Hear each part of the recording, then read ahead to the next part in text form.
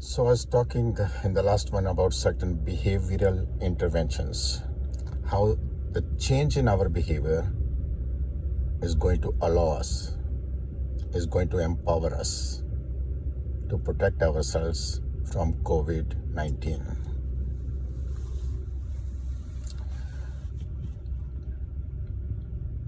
Now, we have to stay away from the crowds. We have to stay away from other people. We have to practice distancing. Distancing, I would say a healthy distance. Why don't I call it a social distance? But it's the same thing, which has been advocated like 6 feet or 2 meters apart. Now, here is why I say it has to be a healthy distance, and everybody can make some common sense use of this, Say you are all standing in a queue at a bank. There is one individual who happens to be a part of the queue, but he is sneezing, runny nose and eyes and all that stuff, and looks ill, okay, but not terribly ill that he cannot stand in the line to transact his business. So if it is me, I would stay 20 feet away from that individual now. Not only that, please help that individual go ahead of the line to be serviced quickly so that he is out. Better still, as the bank manager or bank employee, please tell the individuals to stay outside, give him a chair to sit down, bank employees, and provide him the diamond class service right outside, in which case all of you will remain protected. So that kind of distancing, that kind of common sense measures get the individual out. Now, in this case, I don't know whether the individual has definitely COVID positive or not. We don't know that. But remember, here, under the present scenario, this remains diagnosis of exclusion now. That means I have to work backwards. So we have to act as if every such individual is going to be COVID positive, because these are changed times, my friends, and nothing much can be done about this. But we should not begin to stigmatize the patients. Rather, we should thank that patient, help that patient for giving us the opportunity to save ourselves. So be thankful to the patient as well as for the opportunity to be helpful to him. And everybody, the rest of the society, has to come forward for this noble cause to keep the entire society in a safety zone. With these little things, we can come out far ahead. Remember, Corona, like I say, it is deadly, but death rate can be minimized. Mask is one of those means. Distancing is another of those means. This is just little changes in our behavior. And next I can say a word about hand washing, which is going to be another important thing. Wash your hands thoroughly. How often should you be doing this hand washing? Well, as often as you happen to touch your hands with any surface, for example, okay? You got to wash your hands. And if you have the itch to swipe your hand across your face, well, make sure you wash your hand.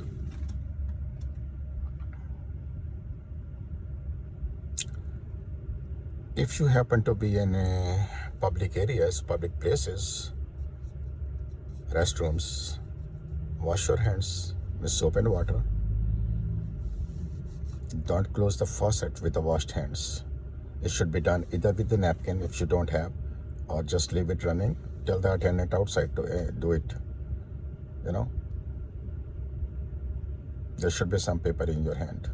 If you don't have it, fine. Open the door, but not with the hands. Try using your elbow. Okay? So most of the, these days we do have automatic controlled faucets with automatic sensors.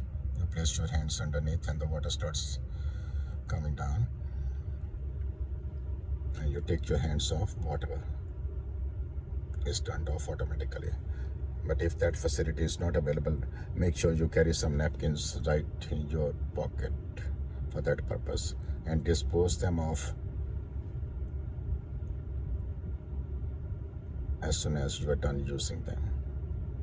As soon as the door closes, just throw them away. Okay, they are not going to be reutilized again. Otherwise, chances of infection go up, or you are carrying that infection in your pocket now. If you put the same used napkin to open the door or to close the faucet in your pocket bag, no.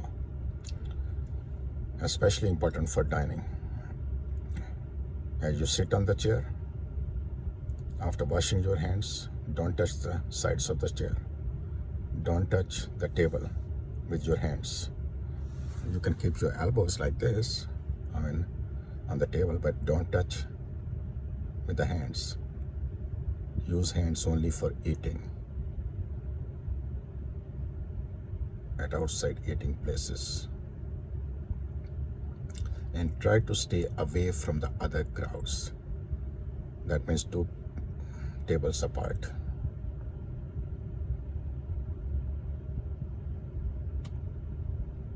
So with these measures, hand washing is going to be essential.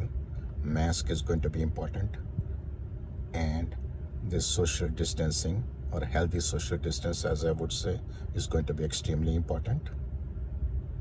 Staying away from the gathering is going to be important. Large crowds is going to be important.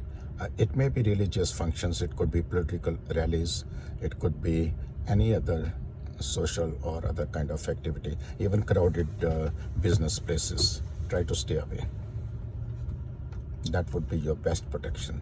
And whenever you venture out, wear a mask and make others wear a mask too.